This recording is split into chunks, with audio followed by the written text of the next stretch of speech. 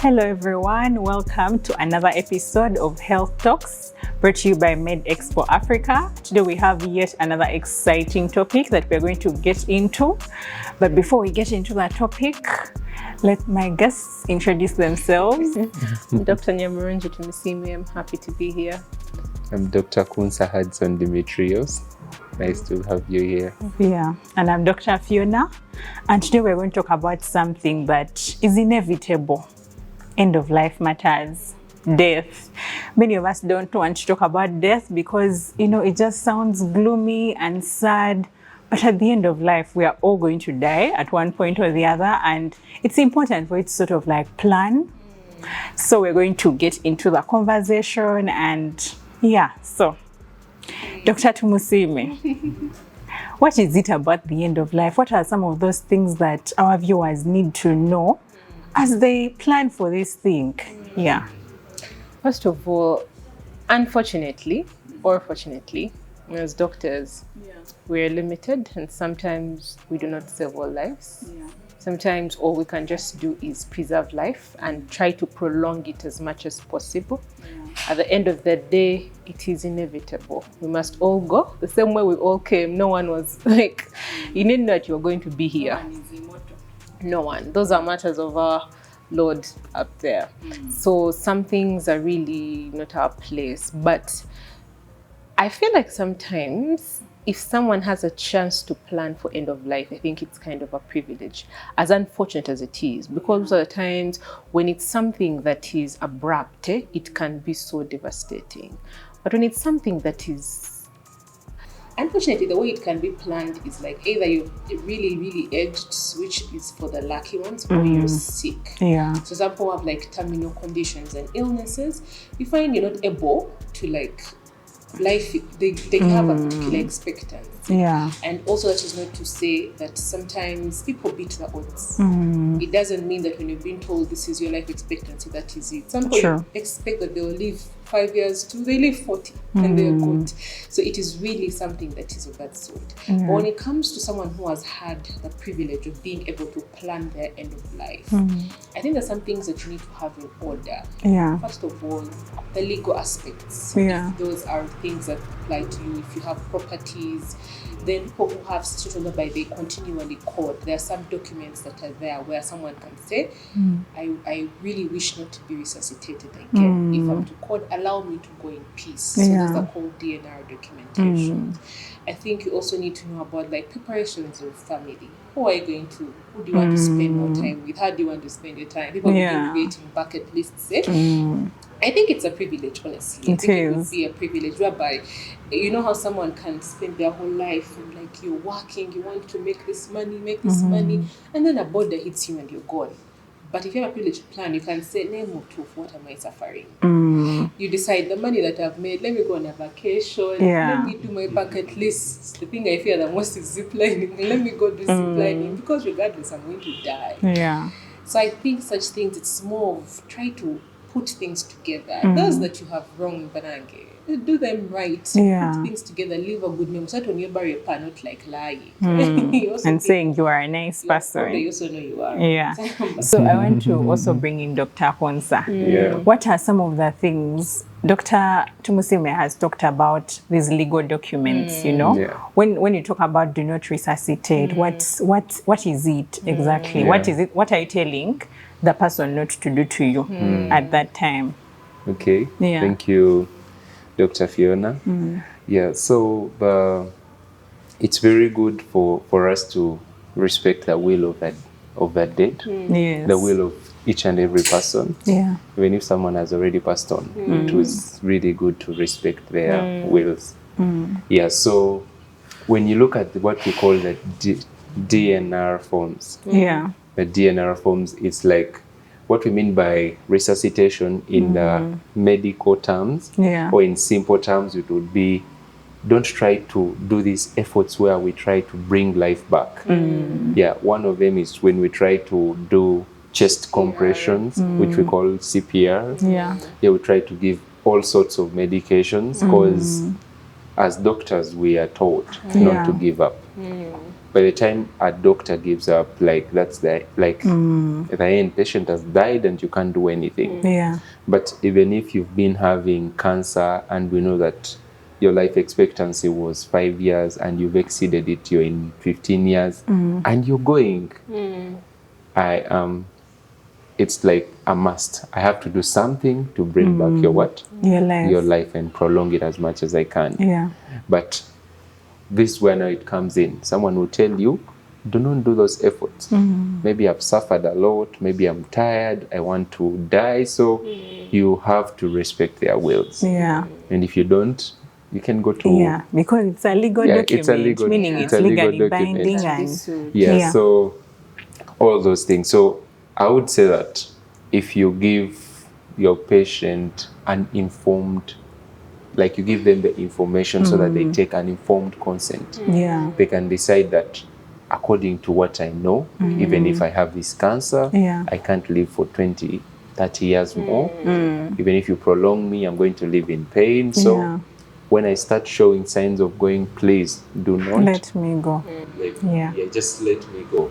So it's something that we're here to respect the will.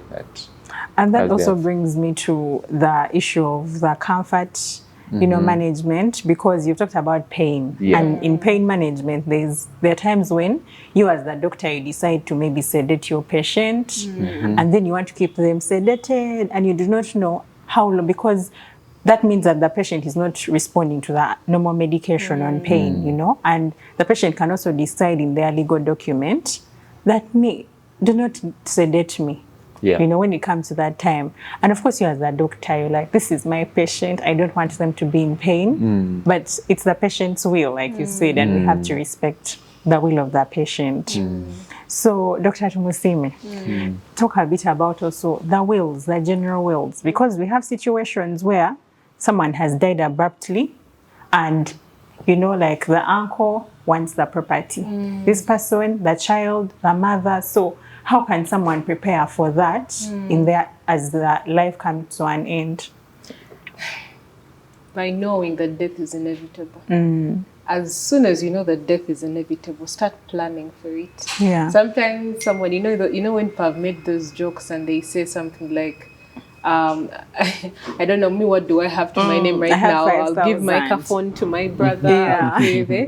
But I think especially when someone has properties that are more substantial, if you have like children in the picture, people who you find, like, let me say, for example, who you find you have different families, children out of wedlock and whatnot, especially in such cases, because then you leave things in a very disorganized state and people kill themselves.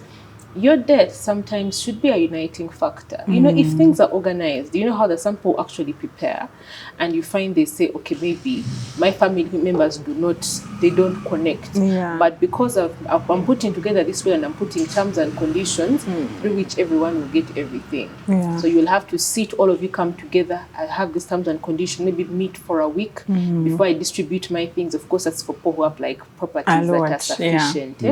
But like, it depends at the end of the day. That's what I'm saying, that if you have a privilege of being able to prepare for your end of life, it is a privilege. There are some things that they do now. There's retirement funds. There is life saving plans. There is insurance plans, life insurance, all these things. Although when it comes to like life insurance, people of course be worried that if I tell someone about my life insurance, then they may, because of course they are beneficiaries of the life insurance. They can end your life so that they benefit. So these are things we're supposed to be kind of very critical about. Have legal people. That's what I always say, that try to have professional people that you speak to for everything. Because honestly speaking, I think most times people tend to be like, this one, I'll figure it out. This one, I'll just tell this. This one, I'll tell this. But you can't know. And Google is not the answer to things. It's really not. Get a person who is like a lawyer. Let them discuss these things with you. Talk to your financial advisor. Let them know your plan. Like, have these different things that are there that are well planned and well articulated, so that you avoid those mistakes. Thank you so much. Dr. Hunsa, there's also this issue of burial, because during times of burial, everyone wants to do their thing, because you can find families, maybe us, we believe like this, and believes like that, and yet there's also the will of the of the person that has passed on. So how can someone prepare for that and avoid those, you know, issues at that time? Yeah, I think, you know, that's a very important thing, because we've seen some situations where the culture is contradicting with the will of the patient. I mean, the will of the deceased. And we've seen situations where, we remember an instance where one of the professors, the late professors, said that the daughter will be my heir, but then according to the culture that he comes from, it's supposed to be a male. So these are all things that have to be intertwined for us to come up with a decision that we think is genuine. Yeah. So now about like that when let me say we come to burial, we know that a normal burial is digging a grave and then put a person there and then all that. But then when we look at the culture, the religious and the personal will, I think the personal will, according to me, a personal opinion, the personal will surpass all those. If someone says that I'm a doctor and I love medicine so much, so when I die, donate my body so that people can use it to okay. People find it very contentious.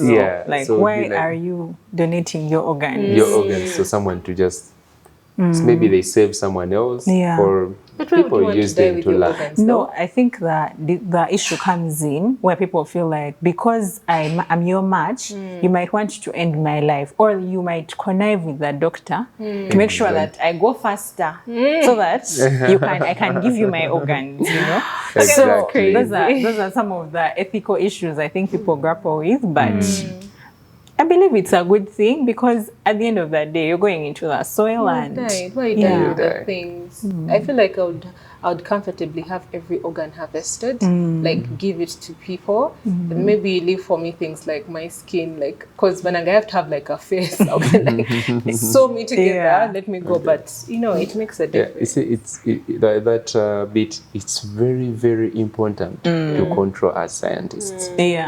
Very, very important to regulate us, because once we start thinking science, we just don't know what we will do.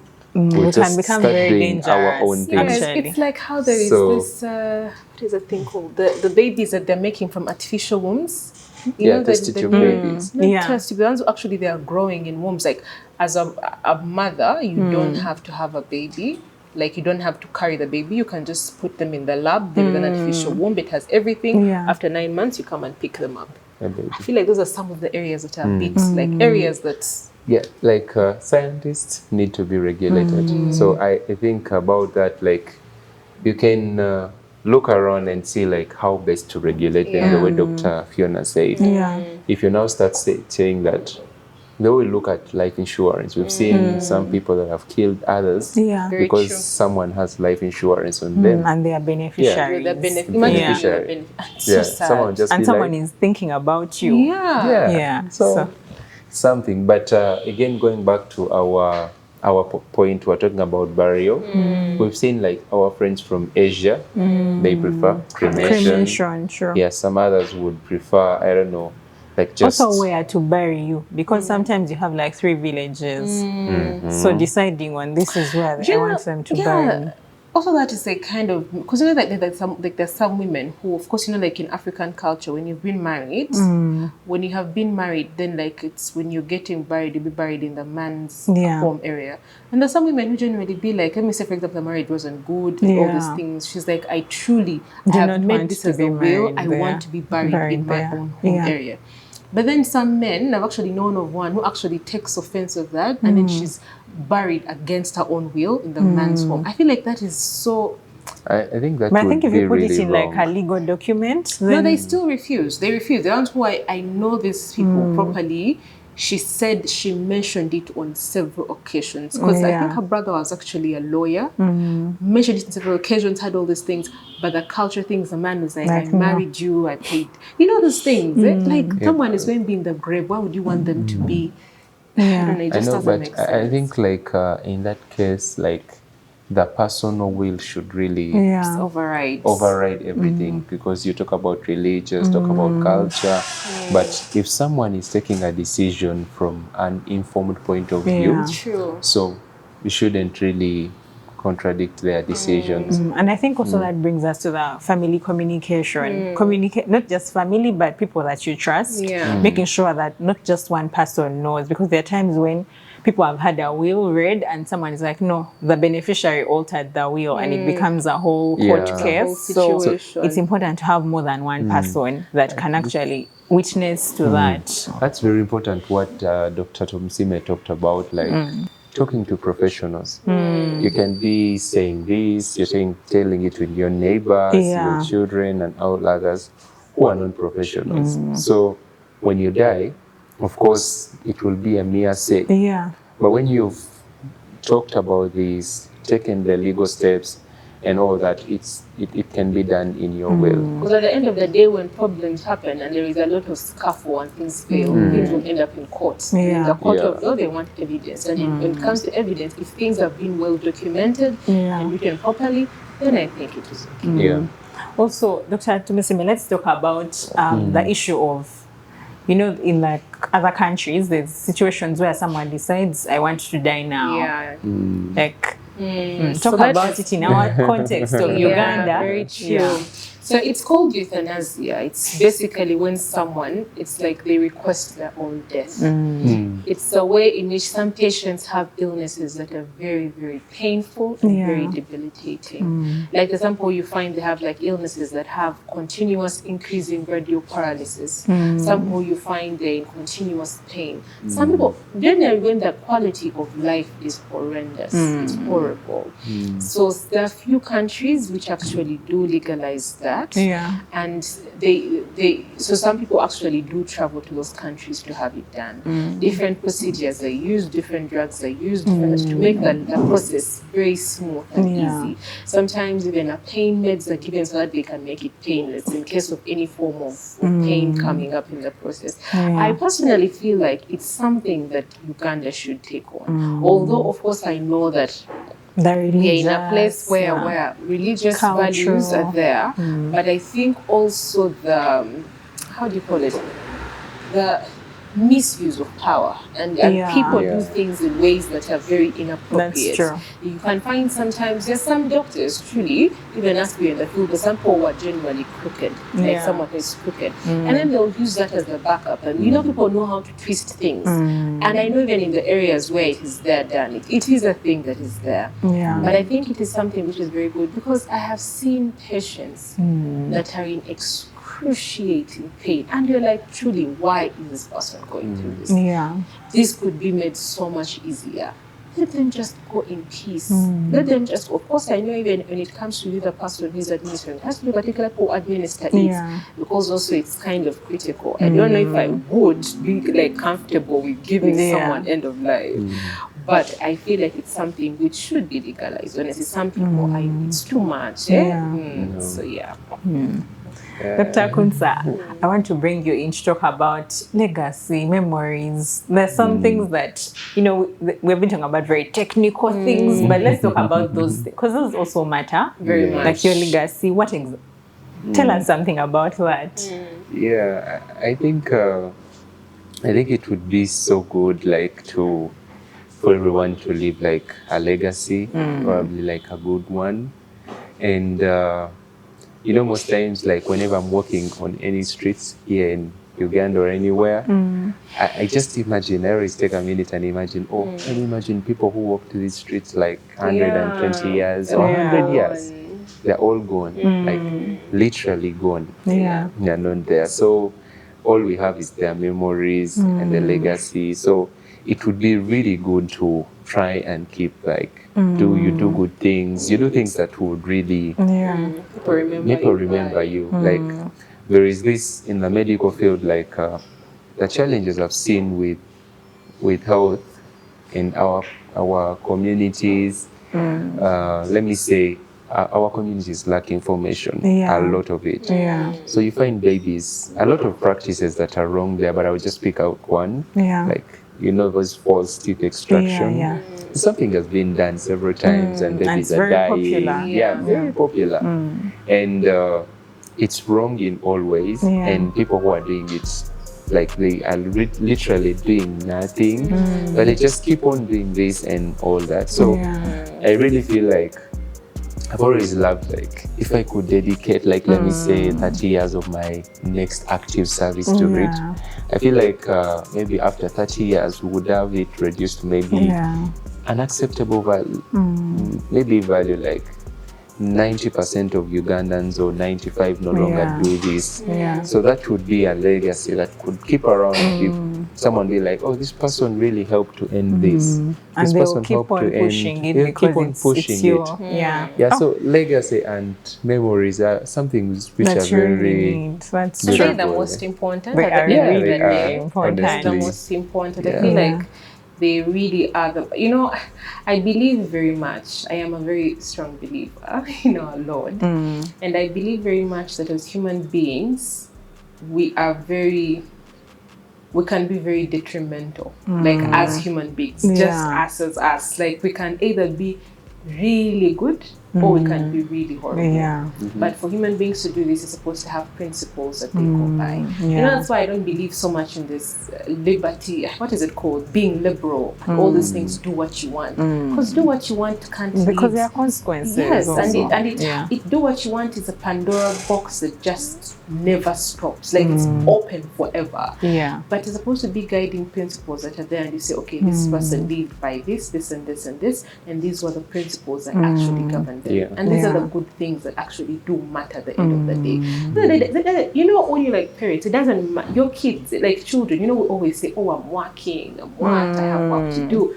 At the end of the day, a 2-year-old doesn't care about your work. A 2-year-old doesn't care what you're bringing to the table. Just all they want is food and your love. That is all. So at the end of the day, these are the things that matter. The people that you love the most. Being right with your God. Being like, those are the things that at the end of the day. Wow. No matter. I think that's my opinion. So, that brings us to the end of our conversation. We've had a very interesting conversation, and we want to invite you all on from the 7th to the 9th of September.